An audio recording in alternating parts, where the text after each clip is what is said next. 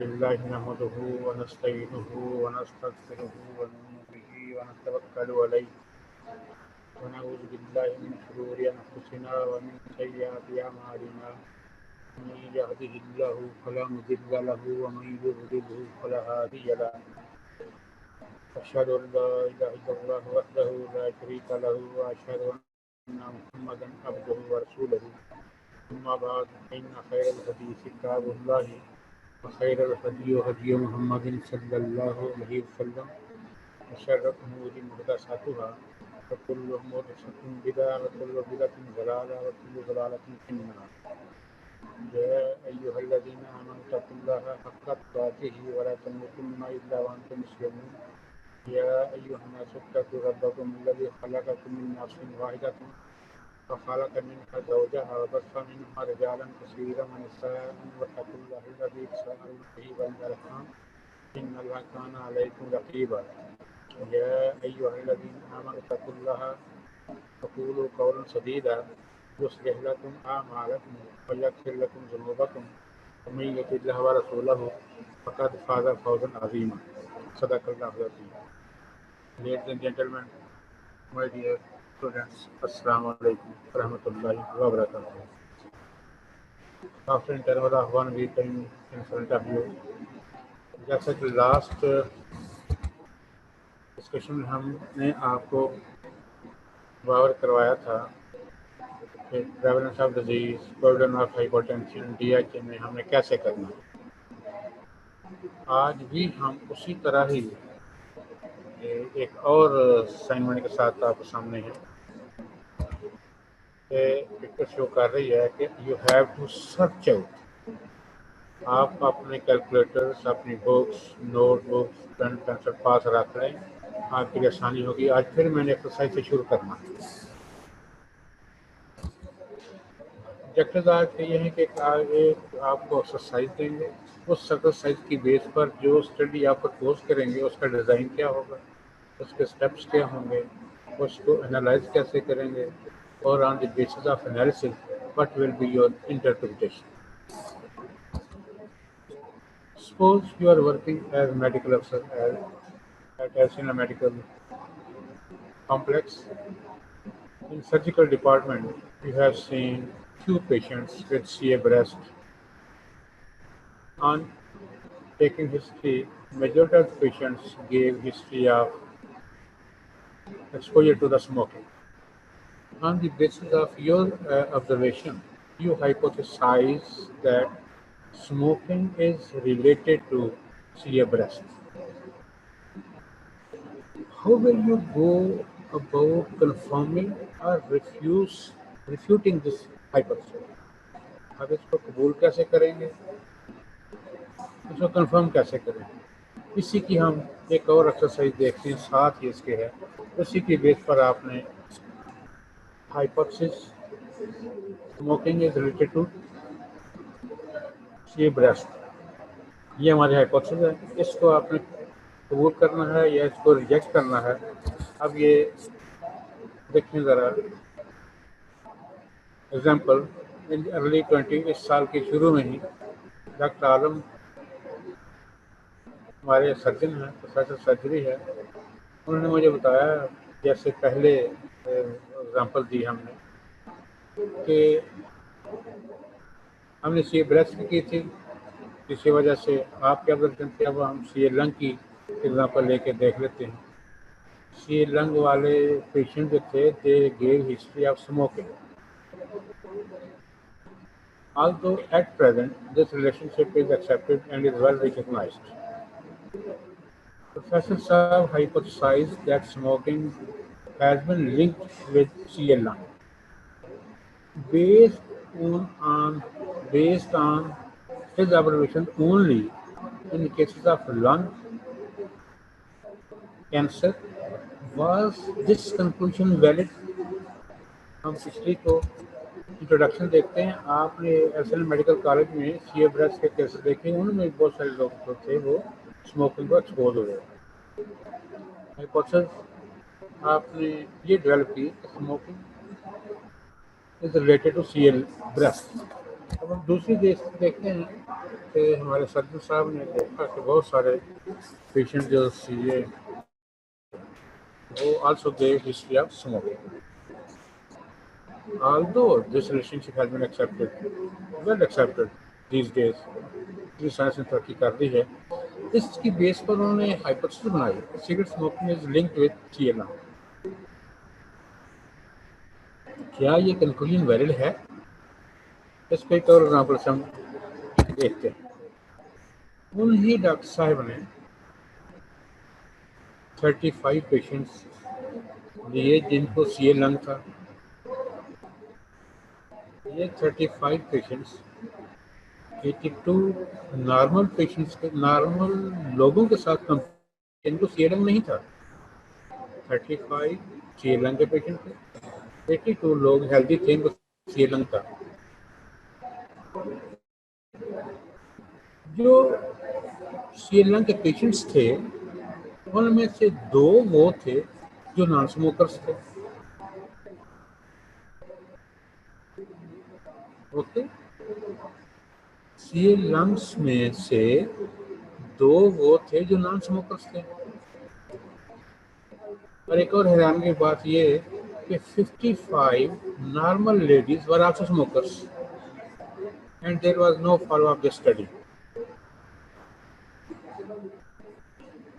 फातिमा सुन रही होगी लगता है। एक काम करना है, अपने कलीग से हेलो से कंसल्ट करके आपने मुझे मेरे नंबर पर मैसेज करना है आपको कौन से एरियाज वीक हैं, कौन से टॉपिक्स वीक हैं, ताकि हम उस पर एम्फेसाइज ज़्यादा करें। तो हमारा सिलेबस सारा कंप्लीट है। अब हम रीडिंग कर रहे हैं जो मुश्किल हैं, जो समझते हैं डिफिकल्ट हैं, topics which need more explanation. I am here to solve that. You have to give me the topic. Next time I will discuss on that topics. अब क्वेश्चन क्या?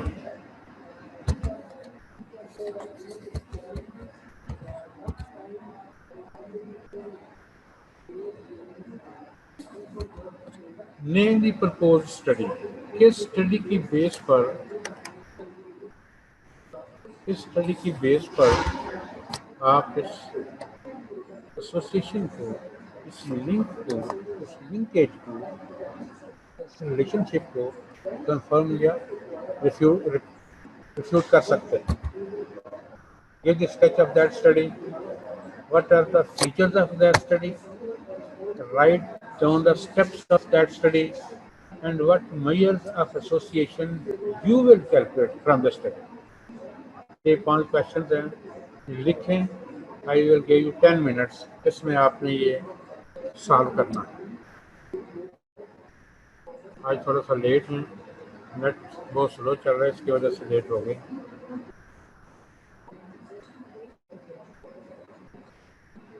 Name the propose study, give the sketch of that study, write down the features of that study, what are the steps of that study, and what measure of association will you calculate from this study। ये ध्यान में रखिएगा कि आपने 2x2 का table बना के फिर ये चलना है।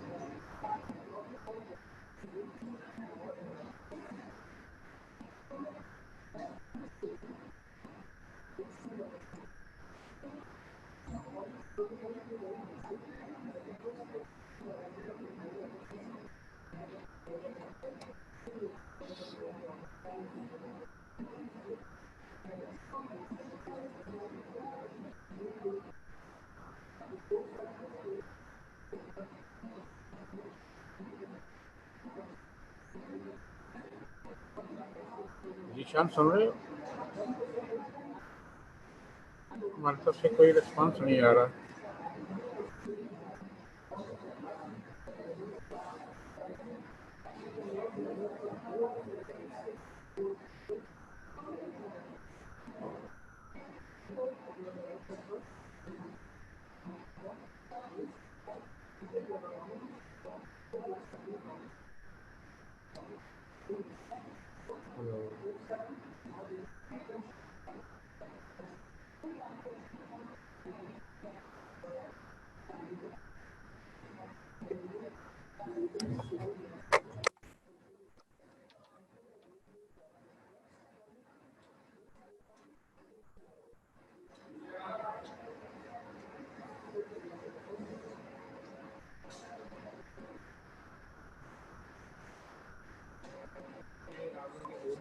ज़्यादा होती है, पास ही बैठे तो ज़्यादा। अब मैंने इनको लिखने को कहा है और मैंने वेट करना है, तो चैट बॉक्स कैसे ओपन करेंगे हैं?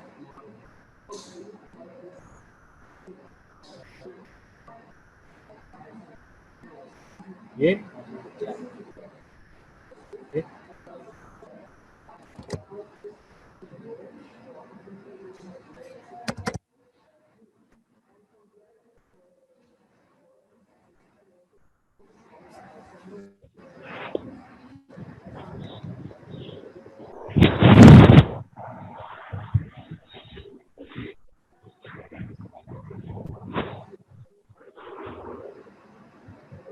हेलो हेलो ऋषभ, तुम्हारा कोई रिस्पॉन्स नहीं आ रहा।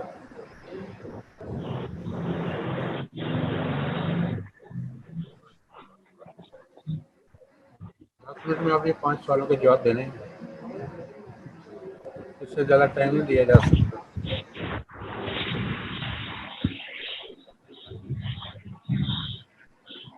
मतलब मुश्किल इस तरह आता है कि उनको एक्सरसाइज भी दी जाए और कैसे किया जाए, वो कैसे कैलकुलेट करें, हमें कैसे पता चले वो। ये जो मसला है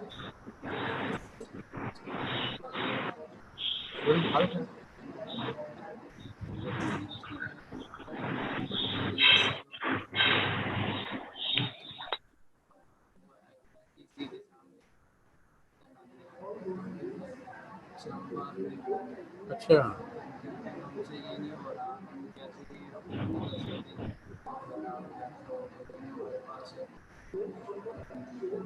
चलो वो तो है नहीं, दूसरी जो है तो वो बीच में प्रॉब्लम है, तो बचना क्या किया जाए। यहाँ नहीं करते, इंटरेस्ट क्लास में नहीं रहता तो वहाँ घर में होता है सर, वो ठीक है। इनको पता वो तो यहाँ सो जाते हैं। ये क्या आ रहा है यहाँ पे, कुछ दिखा नहीं आ रहा।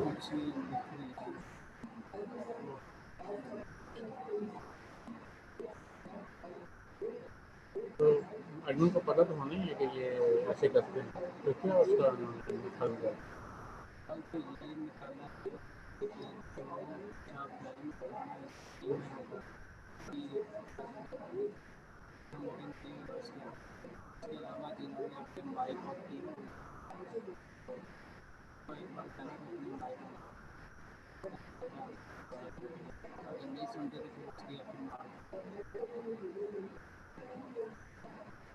नहीं, उनके माइक तो आपने आप म्यूट किए हुए हैं।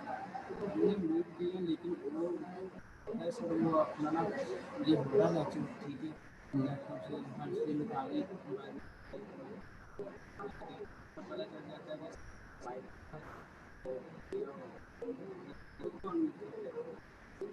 भी कर लेते हैं, तो उसका क्या हाल है आपके पास?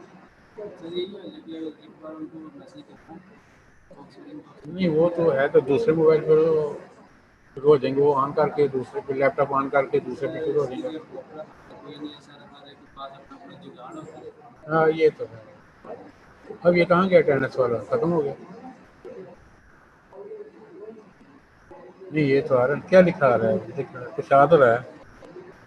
Section of control, requirement section of matching analysis condition, sir वही सब कुछ हो रहा है। ठीक है,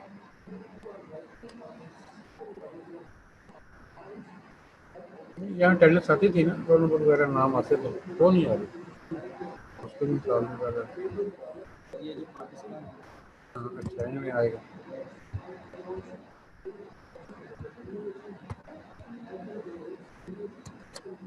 ये रेड क्या शो करता है? अच्छा, तो ये ग्रीन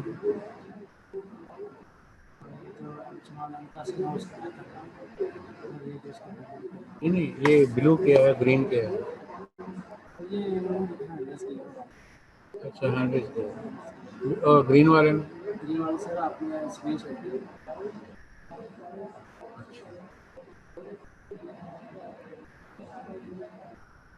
तो ये जो आ रहा है बीच में, सर ये उनका 5 है। बस याद है।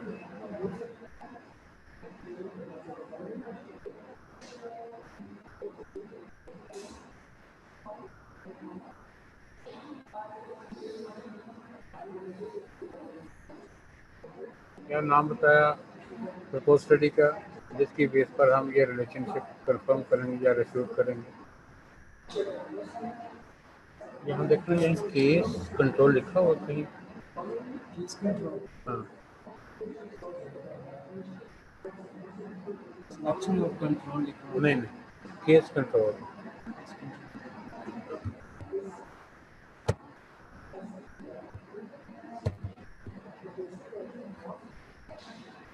केस कंट्रोल स्टडी लिखा हुआ है? चलो ठीक है। Very good. It is case control study. Now I will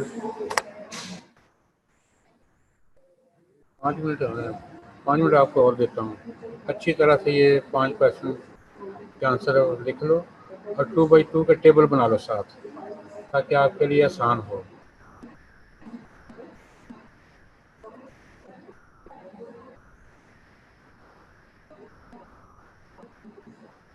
ये आवाज़ हमारी बाकी कितनी जाएगी? ये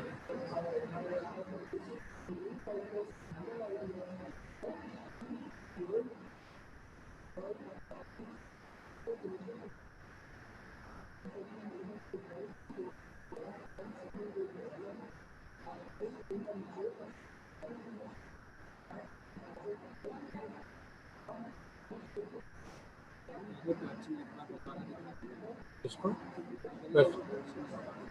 कैसे दिखाएंगे? हाँ, तो और कैसे दिखाएंगे?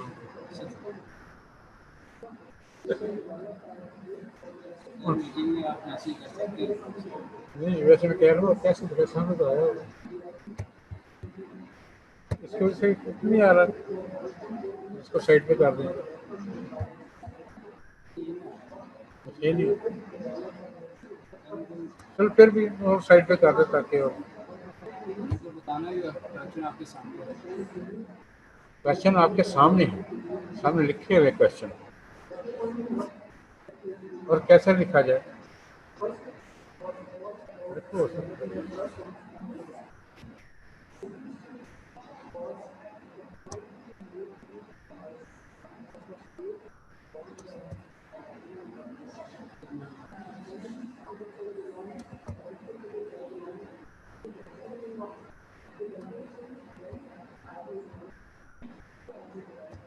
ये जा तो रहा है, लोगों कैसे जाएगा? हैं?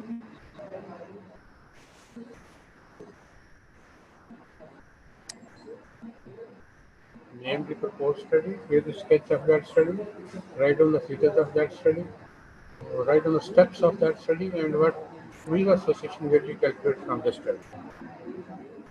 Make 2x2 table. एक और क्वेश्चन आ गया, 6 क्वेश्चन, मेक 2x2 टेबल। वो बनाएंगे तो आप आगे चल सकते हैं।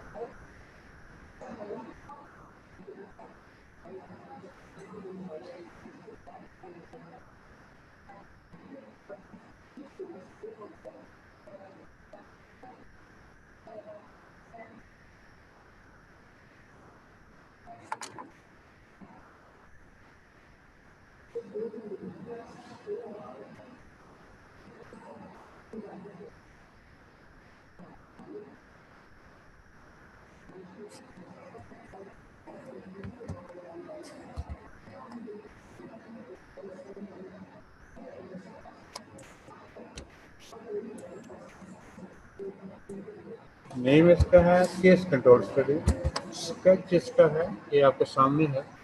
हम दो ग्रुप्स को कंपेयर करते हैं, जैसे मैंने बताया आपको फिगर भी 35 और दूसरा ग्रुप का मैंने आपको फिगर दी है। केसेस का और कंट्रोल्स का, जो सीए लंग थे और जो हेल्दी लोग थे। सीए में से 2 मैंने आपको बताए थे जो स्मोकिंग नहीं करते थे, जबकि 33 स्मोकर्स थे। 30 का फिगर मैंने नहीं दिया, 35 का दे के मैंने 2 को हाईलाइट किया कि 2 लोग स्मोकर्स नहीं थे। इसी तरह जो कंट्रोल्स थे, जो हेल्दी लोग थे, उनमें से मैंने आपको बताया कि इतने लोग स्मोकर्स थे। 55 जो थे ना वो स्मोकर्स थे। ये हमारा है डिज़ाइन, जिसको हम स्केच कहते हैं। केस कंट्रोल स्टडी है, ये इसका स्केच है, आपके सामने है। You may write down. I will give you 3 minutes for writing this sketch. ये इससे रुकेगा तो नहीं, इस एरो इसकी वजह से।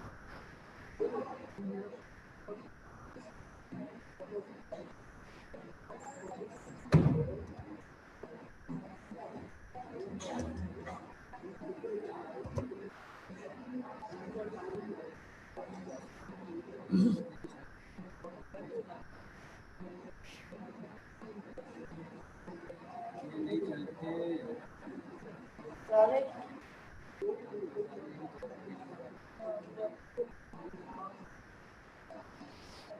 लिख लिया इस design of that case control study, sketch of that study. Now the features, हमने कहा था आपसे कि फीचर्स भी लिखते हैं। फीचर्स के क्या हैं? बोथ एक्सपोजर यानी कि स्मोकिंग और outcome that is C lung, ये पहले स्टार्टर से पहले ही हो चुके हैं। हमने केसेस लिए जो ड्रग थे, उनको कंपेयर किया जो हेल्दी लोग थे। Study proceeds backwards from effect to cause, ये इसका सेकंड फीचर है। और थर्ड फीचर बड़ा इंपॉर्टेंट है, जब तक आप कंपेयर नहीं करेंगे आप सपोर्ट या रिफ्यूट नहीं कर सकते किसी स्टेटमेंट को। Use a comparison group in this case control study to support और refute your conclusion. You may listen again. Both exposure and outcome, both have happened before the start of the study. Study always proceeds from backward, from effect to cause. Backward looking study भी कहा जा सकता है, effect to cause study भी कहा जा सकता है। और इसमें हम कंपैरिजन ग्रुप को इस्तेमाल करते हैं ताकि हम सपोर्ट कर सकें या रिफ्यूट कर सकें अपनी इन्फ्लुएंस को। स्टेप्स 6 स्टेप्स होते हैं। अच्छा है, आप लोगों ने रिस्पॉन्ड दिया हुआ है। Selection of the case, number 1. Number 2, how you select the controls. We have to match these two groups, controls and cases. Match करने के बाद फिर हम एक्सपोजर को मेजर करेंगे, how much they were exposed. इसके बाद हम आपने जो डेटा लिया है उसको एनालाइज करेंगे, फिर on the basis of analysis हम इसकी इंटरप्रिटेशन करेंगे। इंटरप्रिटेशन के बगैर आपको कोई स्टडी किसी काम नहीं आती। जब कल लास्ट डिस्कशन में आप देखेंगे तो हमने उसको प्रेवलेंस रेट आपको दिया था डिस्कस करने के लिए, जिसका बर्डन ऑफ डिजीज भी कहते हैं, फ्रिक्वेंसी भी कहते हैं। केस उसमें जब आपने सर्वे किया तो उसमें 4 ग्रुप्स मिले थे। केस थे जिनमें एक्सपोजर भी था और डिजीज भी थी। एक्सपोजर भी नहीं था, डिजीज भी नहीं थी। एक्सपोजर था लेकिन डिजीज थी लेकिन एक्सपोजर नहीं था। 4 ग्रुप्स थे। ये उसी तरह के 4 ग्रुप्स हम यहाँ भी बनाएंगे केस कंट्रोल स्टडी। ये देखिए वही जो आपको फिगर हमने दी है, मैंने आपको बताया है कि बाई कन्वेंशन हम रिस्क फैक्टर को, एक्सपोजर फैक्टर को लेफ्ट कॉलम में लिखते हैं।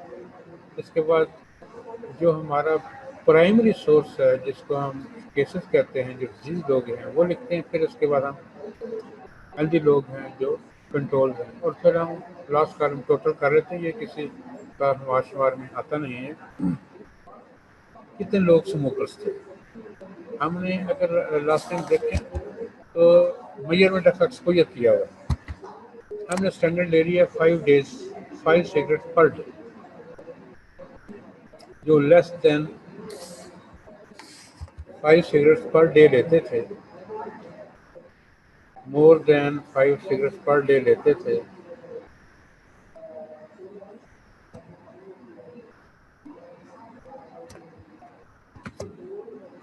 $88 टोटल थे, टोटल एक्सपोजर 88 थे। हमने पिछली एग्जांपल में बताया है कि इसमें 55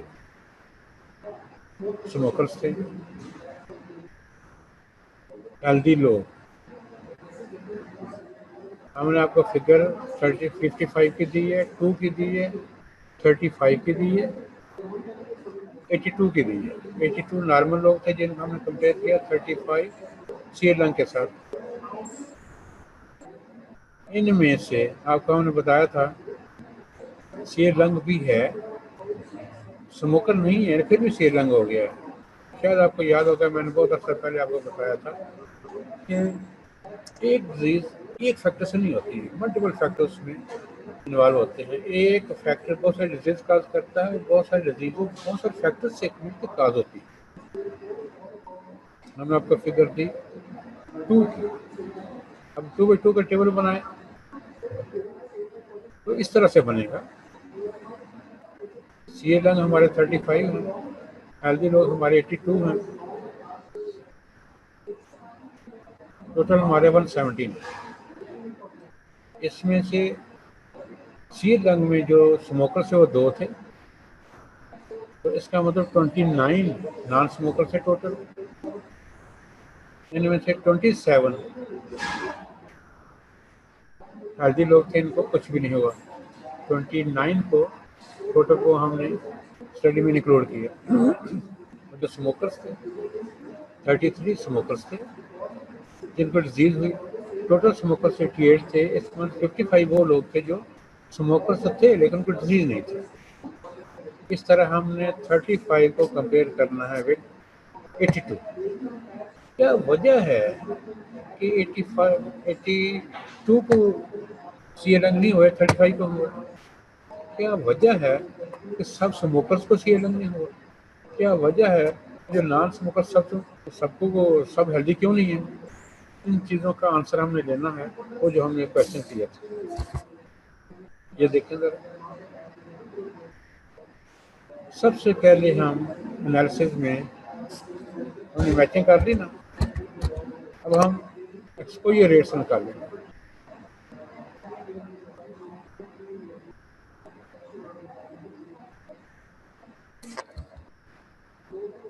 एनालिसिस क्या है? Exposure rates. Find out exposure rates in cases and controls regarding suspected factor. दूसरा है estimation of disease risk associated with exposure, जिसको हम ऑड्स रेशियो का नाम देते हैं। एक्चुअल के रिस्क होता है रिलेटिव रिस्क, तो चूंकि हमारे पास डिनोमिनेटर नहीं है इसलिए हम ऑड्स रेशियो लेते हैं। उसके करीब उसके असेसमेंट करें, एस्टिमेट ऑफ डिजीज रिस्क। अब हम एक्सपोजर रेट लेते हैं। अगर आप देखते हैं, ये देख 33 स्मोकर्स थे जो आउट ऑफ 35 जो श्रीलंका थे।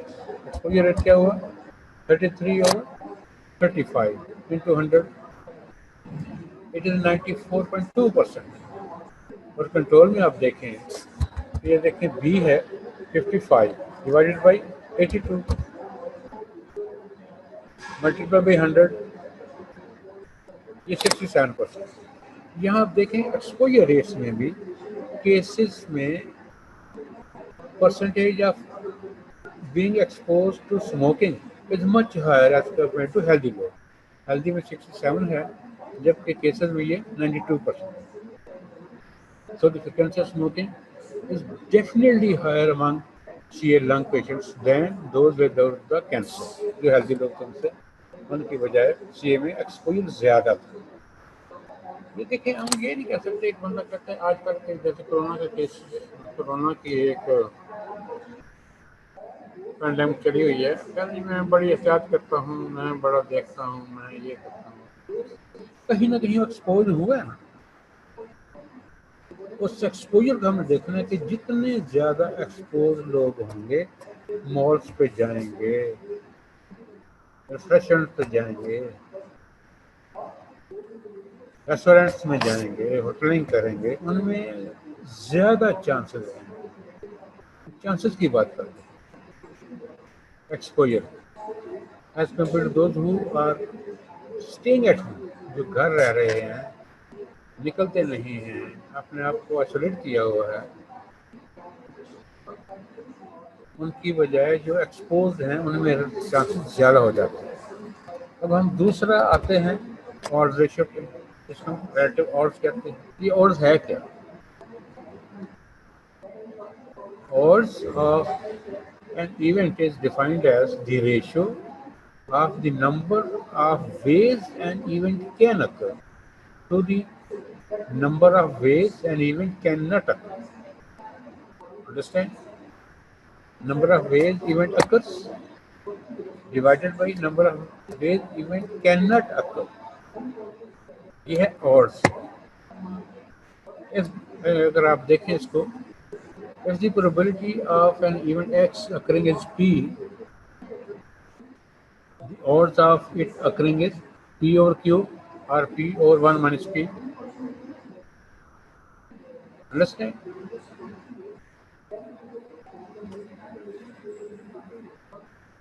Odds ratio क्या हुई?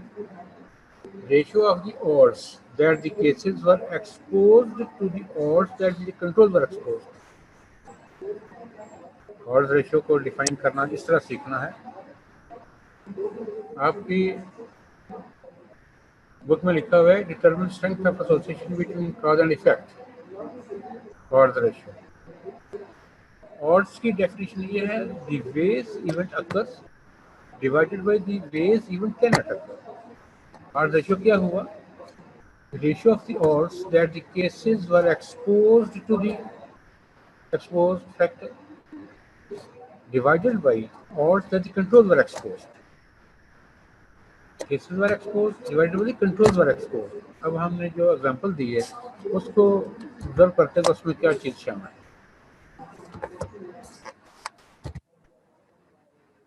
देखें और रेशियो कैसे बनती है। अगर हम उन्हीं चार सेल्स को लें, ए बी सी डी, ए में वो लोग शामिल हैं जो एक्सपोज हैं, डी में वो लोग शामिल हैं जो एक्सपोज भी नहीं, डिजीज भी नहीं, ए एक्सपोज भी हैं, डिजीज भी हैं, सी वो हैं जो डिजीज हैं लेकिन एक्सपोज नहीं, और बी वो लोग हैं जो एक्सपोज तो हैं लेकिन उनमें डिजीज नहीं। अब और रेशियो क्या है? The odds that the case were exposed divided by the odds that the controls were exposed. अगर आप मैथमेटिकल आप इसको देखें तो ये ए डी और बी सी बनता है, क्रॉस प्रोडक्ट रेशियो भी बनती है, ए और ए डी और बी सी बनता है, एस्टिमेशन ऑफ रिस्क। और रेशियो केस प्रोडक्ट रेशियो, हम क्रॉस प्रोडक्ट रेशियो भी हम इसको कहते हैं। और the cases were exposed A over C, or that controls were exposed B over D. अगर हम इसको कैलकुलेट करें तो ये आंसर आता है 8.1। What is this answer? 8.1 क्या होता है? इसको क्या मतलब है? इसकी इंटरप्रिटेशन कैसे होगी? Odds of smoking more than 5 cigarettes per day. आपको याद होगा मैंने जो फिगर दी है, जो more than 5 cigarettes per day P रहे थे, they were considered as smokers. The odds of smoking more than 5 cigarettes per day was 8.1 times more. अगर किसी ने परसेंटेज लिखा, पर 1000 लिखा तो उसकी खलड़ी उधेड़ दी जाएगी, इंतहाई जुर्म करेगा वो अगर वो इसको परसेंटेज में कन्वर्ट करेगा। और this is always, relative risk is always in times, इतने गुना। Day was per day was 8.1 times more in the lung cancer patients than those with total lung cancer. Smoking 5 cigarettes per day was found to be associated 8.1 times more in patients with severe lung than those without CLM. Understand अब क्या होगा, दोनों ही तरीके से ठीक है. और the smoking more than 5 cigarettes per day was 8.1 times more in CLM as compared to without CLM. Smoking was found to be associated 8.1 times more in patients with CLM than without the CLM. दोनों का मतलब एक ही है, घबराना नहीं है. Examples of case control studies जो आपकी बुक में शामिल हैं, ये बड़ी ज़रूरी हैं, आप एक नज़र उन पर देख लीजिएगा. इसमें से भी कई दफ़ा क्वेश्चन आ जाता होता है. जीनोम कार्सिनोमा वजाइना, जो स्टडी ओरल कंट्रासेप्टिव्स और थ्रोम्बोएम्बोलिक डिजीज और थैलिडोमाइड ट्रेजेडी, 3 एग्जाम्पल दी हुई हैं, उनके फिगर्स भी दिए हुए हैं, ये आपने देखना है. ये हमने लास्ट टाइम भी आपको दिया था. ये 3 टाइप स्टडी हमने आपको दी थी, क्रॉस सेक्शनल, केस कंट्रोल और कोर्स स्टडीज. इन सब में एक चीज़ मुश्तरक है, वो टाइम. क्रॉस सेक्शनल स्टडी में देखें, डिजीज प्रेजेंट है, एक्सपोजर भी है, हमने उसको देखा. केस कंट्रोल जो आज हमने डिस्कस की है, पहले भी की थी, इसमें देखिए डिजीज भी शामिल है और एक्सपोजर पास्ट का है. क्रॉस सेक्शन में क्या है, डिजीज और एक्सपोजर दोनों मौजूद है. केस कंट्रोल में क्या है, डिजीज इस वक्त मौजूद है, वो स्मोकिंग पहले कर चुका है. कोहर्ट क्या है, ये एक्सपोजर मौजूद है, डिजीज मौजूद होगी फ्यूचर में जाकर जब हम इसको फॉलोअप करेंगे. एक चीज़ मैंने आपको बताई थी कि स्टडी में जो आज हमने डिस्कस की है, फॉलोअप नहीं था. इसमें फॉलोअप हो, वो कौन स्टडी होती है, कोहर्ट होती है, लॉन्गिट्यूडनल स्टडी होती है. इसको हम डायनामिक स्टडी भी कहते हैं. ये कंटिन्यू है. बड़ा आ रहा है मीडिया पे, Asian development study Oxford university ने की है, और बहुत सारी आ रही है. कोहर्ट को लेकर 35 पे लेके आगे चले हुए. ये आपने स्केच याद रखना है. Time is the key. Cross sectional में डिजीज भी प्रेजेंट है, एक्सपोजर भी, दोनों ही स्मोकिंग कर रहे हैं और मौजूद हैं और बीमार हैं और नहीं हैं. केस कंट्रोल में जो आज मैंने स्टडी की है, पहले से वो एक्सपोज था, बहुत अर्सा पहले कहीं वो स्मोकिंग कर रहा था, डिजीज उसको आज मौजूद है. जबकि कोहर्ट में हमने फ्यूचर में डिजीज देखनी, जबकि उसका एक्सपोजर मौजूद है. अब हम देखते हैं कि ये जो हमने पंगा लिया हुआ है, uses of epidemiology. What are the uses of epidemiology, करते क्या है. ये जो आपका आज फेलियर हुआ है control pandemic of corona virus disease कोविड-19, उसकी वजह यही कि हमने एपिडेमियोलॉजी को सही काम नहीं दिया. एपिडेमियोलॉजी हमने समझा ही नहीं. एपिडेमियोलॉजी के बगैर कोई डिजीज कंट्रोल नहीं हो सकती, कोई हैबिट कंट्रोल नहीं हो सकती. इसको आपने करना ही करना है, इसकी लेनी है. पहला यूज देखें क्या है, to determine, to describe and to write a report on natural course of the disease, disability, injury, reference और death. Describe, to determine, to write a report. Natural course of the disease, जिसको हमने pre pathogenesis और pathogenesis phase में 2 इसमें join किया हुआ है, उसको आपने डिस्क्राइब करना है, रिपोर्ट देनी है उसको. कोरोना वायरस में चीज वैक्सीन है, कभी कहते हैं लॉकडाउन करना है, कभी नहीं करना है वगैरह सब. मैं बताता हूँ आपको ये कोरोना है, उसके साथ रहना, ये रहने वाली बात, ये आप करने के काम है. आप करने का काम है कि कंट्रोल करके अवाम को सेव करना, हर किस्म की बीमारी से, हर किस्म की बुराई से बचाना, ये गवर्नमेंट का काम है. ठीक है, गवर्नमेंट अगर महल है तो अवाम को भी चाहिए कि वो खुद इस पे गौर करे. गवर्नमेंट के लिए तो आपकी एक सिर्फ वोट की गिनती है ना, और उसकी कोई हैसियत नहीं है आपकी गवर्नमेंट की तरफ. लेकिन आपकी अपनी सेहत, आपकी अपने लिए, आपकी अपनी फैमिली के लिए बहुत इम्पोर्टेंट है, बहुत इम्पोर्टेंट है, बड़ी सिग्निफिकेंट है। इसको बचाएं, खुदा के लिए इसको बचाएं। कोरोना से आप अपने को बचाएं, पूरी कौम को। जहाँ तक हो सकता है आप इसको रियलाइज करें, इस फिनोमेना को। इसी का नाम तकवा है। दूसरा इसका यूज है to aid in the planning and development of health services and health programs, जो कि इसका कोई नहीं है। एक मिनट कोई जवाब देता है, दूसरा कोई देता है। इसका मतलब एपिडेमियोलॉजी को सही मुकाम दिया ही नहीं गवर्नमेंट, इसके बगैर गुजारा नहीं हो सकता। तीसरा है to provide administrative and planning data. इस तरह का स्टेप वाइज आपको बुक में नहीं दिया हुआ, उसमें 7 मोरस के यूजेस दे दिए हैं, तो वो भी ठीक है, वो सही है। उन्हीं में से लेकर मैंने ये आपको बताए हैं कि ये एब्डोमेन के यूजेस ये है। Describe the natural course of the disease, describe the disability resulting from the disease, describe the injury if there is any resulting from the disease, and this describe the mortality pattern of the disease. Planning management में काम आती है, administrative और plan data करने में काम आती है, कोई प्रिवेंटिव प्रोवाइड करने में काम आती है, जैसे ये लॉकडाउन करना है, कर्फ्यू नॉफ्ट करना है, ये इसमें काम आते हैं, एडमिनिस्ट्रेटिव यूज है इसका।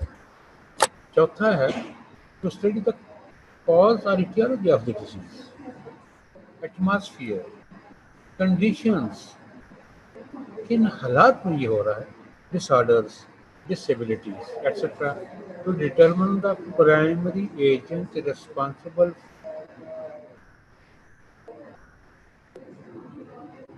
for that disease. To determine the primary agent, to ascertain the causative risk factors. जैसे इस वक्त आपका मॉल पे जाना, बाहर जाना, शेक हैंड करना, रिश्तेदार से मिलने जाना आना, ये कॉजेटिव फैक्टर्स हैं, इनको कंसीडर करना है, ये एपिडेमियोलॉजी का काम है। To determine the characteristics of the agent, गर्मी सर्दी, जियोग्राफिक डिस्ट्रीब्यूशन का क्या असर होता है, इम्यूनिटी का क्या असर होता है, आपकी बॉडी पे आपके रेस्ट का, सोने जागने, खाने पीने का क्या असर होता है उस एजेंट पे। Next is to determine the mode of transmission of that disease, to determine the contributing factor, एक रिस्क फैक्टर, एक contributing factors, to identify and determine the geographic pattern which is associated with the spread of the disease. अब हम उसको फिर revise करते हैं। Epidemiology कितनी किस्म की है, देखा जाए तो 2 हिस्सों में डिवाइड करते हैं। एक्सपेरिमेंटल को, जिसको हम इंटरवेंशनल भी कहते हैं और नॉन ऑब्जर्वेशनल भी कहते हैं, और इसका काम है हाइपोथेसिस जो हमने बनाई थी पीछे, उसको कंफर्म करना। ये एक्सपेरिमेंटल है, जिसमें हम इंटरवेंशन करते हैं, जैसे वैक्सीन है, जैसे सर्जरी है, जैसे मेडिसिन है। ये एक्सपेरिमेंटल जिसमें आप इंटरवेंशन करते हैं, जिसमें आप फिंगरिंग करते हैं, जिसमें आप पंगा लेते हैं, जिसमें आप अपने आप को साबित करते हैं कि आप कुछ है। दूसरी है ऑब्जर्वेशनल। ऑब्जर्वेशनल हमने आपको बताई थी कि 2 किस्म की होती है, उसको वैसे तो नॉन इंटरवेंशनल भी कहा जाता है। एक डिस्क्रिप्टिव है और एक एनालिटिकल है। डिस्क्रिप्टिव क्या है, आपको पता है कि हम एग्जामिन करते हैं distribution of disease in population by time, place and person. हम डिस्क्राइब करते हैं डिजीज को by time, place and person के लिहाज से, और इन तीनों चीज़ों की बेस पर हम जो बेसिक फीचर्स होते हैं डिस्ट्रीब्यूशन के, उसको कंसिडर करते हुए हाइपोथेसिस बनाते हैं। जैसे अभी हमने पिछले में देखा कि जो 5 से ज़्यादा सिगरेट डेली पीते हैं इतने अरसे के लिए, उनमें इतना चांसेस ये लंग डेवलप करने का बढ़ जाता है। और दूसरी इसकी टाइप है एनालिटिकल। पहली टाइप है डिस्क्रिप्टिव, जिसमें हम हाइपोथेसिस बनाते हैं। दूसरी है एनालिटिकल, जिसको हम हाइपोथेसिस टेस्ट करते हैं by showing exposures related to disease. इसकी आगे कई किस्में हैं, जिसको हमने लास्ट टाइम एक डिस्क्राइब किया था क्रॉस सेक्शनल का, फिर आज हमने केस कंट्रोल को डिस्क्राइब किया है, और फिर नेक्स्ट टाइम अगर आपने मुझे अपनी तरफ से कोई फीडबैक न दिया तो हम केस कंट्रोल, हम कोहॉर्ट स्टडी को डिस्क्राइब करेंगे। अब पैंडेमिक होता क्या, एपिडेमिक होता क्या, ये जो थोड़ा सा मैं सोचा कि इस पर भी आपको बता दूँ। ड्यू टू न्यू एजेंट्स जैसे कोरोना वायरस है, तो चेंज इन एग्जिस्टिंग एजेंट, हालांकि ये को2 है, ये चेंज कैसे आ जाती है इन्फेक्टिविटी, पैथोजेनेसिस और विरुलेंस में। Due to change in number of susceptibles in the population में इम्यूनिटी है ही नहीं। और फिर इन्वायरमेंटल चेंजेस ऐसे आ सकते हैं जिसमें क्लोज गैदरिंग ज़्यादा होती है, जिसमें शेक एंड ज़्यादा होता है, उसकी वजह से भी ये पैंडेमिक और एपिडेमिक हो जाता है। हमारी एक्टिविटीज़ क्या है? We concentrate ourselves on time, place and person. We concentrate on demographic distribution, कौन लोग आते हैं इसमें, कौन लोग आ सकते हैं, और फिर हम geographic distribution को भी डिस्क्राइब करते हैं। फिर सीजनल पैटर्न और temporal trends, frequency of disease pattern, ये सारी चीज़ें हम कंसिडर करते हैं। एपिडेमिक एक्टिविटीज़ दो किस्म के रिलेशनशिप पे बिल्ड होती है, एक रिलेशनशिप, एक डिफरेंसेस। रिलेशनशिप किसका? एक्सपोजर और डिजीज अकरेंस का। डिफरेंसेस किसका? जिसको हम कंपेयर करते हैं कंट्रोल को विद केसेस। आज हमने आपको एक्सरसाइज दी जिसमें हमने केस कंट्रोल को अच्छे तरीके से एक्सप्लेन किया। फिर हमने आपको क्वेश्चन दिया, इसका नाम बताओ, आपका नाम आना चाहिए। I think you will be able to describe, discuss, determine the case control study. You will be able to draw a sketch of that study. You will be able to write down the features of that study. You will be able to write down the steps of that study. And means of association आपको मैंने बताया है कि और बेश और exposure race. जज़ाकल्लाह खैर। कोई क्वेश्चन हो तो मुझे मैसेज कर दीजिएगा। जिया सर सजेशन है कि वो अपनी फेलो से कंसल्ट करके मुझे बताए नेक्स्ट टाइम कौन सा टॉपिक डिस्कस करना है जो आपका वीक है। अदरवाइज हम कोर्ट स्टडी को डिस्कस करें। जज़ाकल्लाह खैर। सदाकल्लाह खैर।